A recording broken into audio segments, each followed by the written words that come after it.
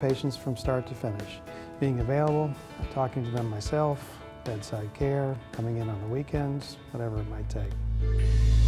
When I operate on a patient, I operate on one patient at a time, and I'm in the room when we start the case. I'm there throughout the case, and I close, and I'm there until the patient leaves the room. I don't have other people doing things for me, one patient at a time. I'm proud of my commitment to my patients. That has always been my hallmark. I take care of patients personally. My second is that I'm proud that I teach. I love working with the residents. I couldn't imagine practicing without working with the residents, and I like showing them the passion that I have for surgery and the commitment that I make to the patients. I'd like to think that I am training people who I'd be very comfortable and proud to have take care of me if I needed it. Well, I'm a chest surgeon. I was trained in a broad chest surgery field, which includes things that people routinely think of for chest surgery, like doing lung surgery, for example, removing lung tumors, but also things related to chest infections, airway surgery, chest wall problems. But the thing that has been somewhat unique for me over the years is I also have a very busy esophageal practice, which means I do hiatal hernia work. People who have had their esophagus injured, I repair it. People who have cancer of the esophagus, I take that out and reconstruct it.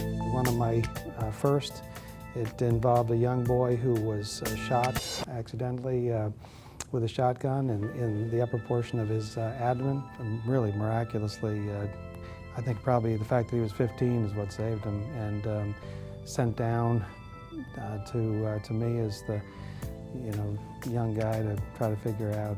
He was lucky to survive, but it disconnected his esophagus and really completely disconnected his upper GI tract, and so he couldn't eat. He was told he was never going to eat. All of the things that historically we were taught you would use in the older days to reconstruct the esophagus were gone.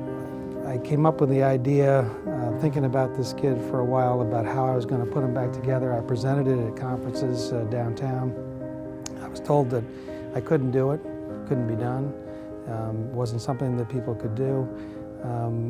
I asked around some more, I did some searches and everything. In fact, I didn't see any reason why I couldn't do it. So I booked the case, I did the case, and he did fine, and ultimately was back swallowing, growing, doing fine. But I think that's really what started me on doing things that were really outside of the box for esophageal surgery. I have seen miraculous things. I've certainly seen people who have been incapable of eating, and I've helped them eat and breathe that they couldn't before, and live when they were not going to before. And I've certainly had lots of people who have cancers that threaten their life and their livelihoods, and I have been involved in their cure and have taken great satisfaction from that. But I hope that I give to people a notion of what their options are, give them a trust that they're in the right place, and give them the commitment that I'm going to be there for them.